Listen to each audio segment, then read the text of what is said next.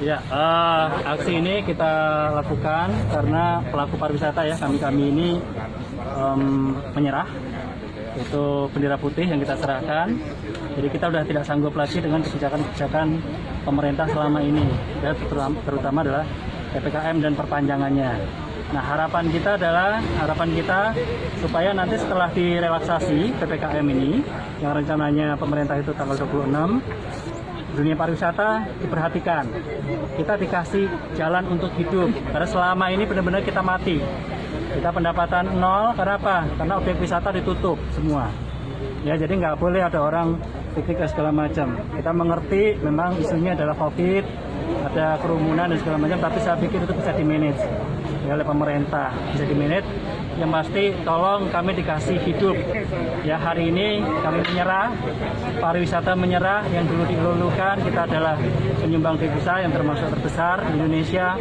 Hari ini sampai hari ini kita dilupakan oleh pemerintah. Kita hanya mengingatkan lagi ya bahwa pariwisata itu juga penting ya untuk ekonomi kita, dan untuk masyarakat juga sangat penting, dan pelaku pariwisata sangat penting lagi. Jadi sehingga kita dengan aksi ini berharap bahwa pemerintah memberikan perhatian kepada kita. Yang terlibat aksi ini berapa pengusaha travel? Yang terlibat kita di bawah Asita itu ada 18 biro perjalanan wisata, di bawah Papari kita ada sekitar 15, di HPI juga ikut. Jadi di pariwisata PO itu sendiri ada 5 PO di Pati ya. Nah, itu semua prihatin hari ini aksi. Tuntutannya apa nih, Mas? Gimana? Tuntutannya apa ini? Tuntutannya adalah tolong diberi jalan. Nanti setelah PPKM ini tanggal 25, tanggal 26 kita diberikan difasilitasi untuk bisa berusaha kembali. Dengan cara objek wisata jangan ditutup. Ya, jadi kita mengerti kalau ada syarat-syarat kita pun akan ikutin, tetapi paling intinya adalah jangan ditutup objek pariwisata, karena dengan menutup objek pariwisata sama aja menutup pintu rezeki di pelaku pariwisata, artinya mati.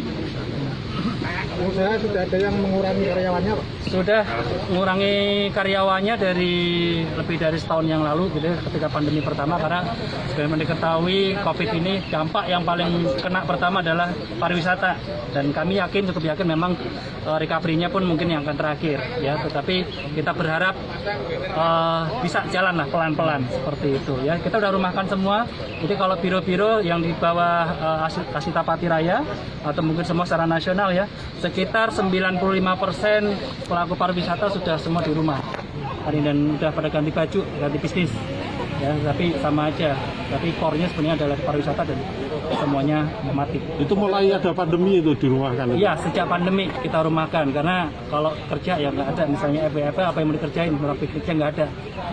Nama lengkapnya, Pak? Ada yang dijual? Bis sudah banyak yang dijual, jadi banyak teman-teman pengusaha yang memang jual bis, jual aset. Karena apa? Nah, ini lagi pemerintah juga sepertinya kurang perhatian sama pelaku transportasi ya, bis. Diketahui bahwa banyak bis juga mereka ada hubungan dengan leasing, ada perbankan, sedangkan income 0 rupiah. Bagaimana cara mereka bisa membayar angsuran? Nggak bisa. Nah, katanya ada relaksasi angsuran dan segala macam, ya kenyataannya juga omong kosong. Kenapa? Dikembalikan lagi ke leasing, ke bank untuk kebijakan relaksasi, dan kenyataannya teman-teman bis di kita semua hampir dibilang bahwa tidak ada peran pemerintah di sini. Kalau sampai tanggal 26 ini PPKM diperpanjang, yang akan dilakukan apa? Yang akan dilakukan kita akan, kalau hari ini kita aksi damai gitu ya. Nah, setelah itu mungkin aksinya kita naikin levelnya seperti PPKM ya. Kita akan naikin levelnya. Itu aja. Jadi Nama lengkap, Pak? Nama lengkap? Nama lengkap Kasiadi. Kasiadi. Pelaku? Saya pelaku pariwisata di BIS.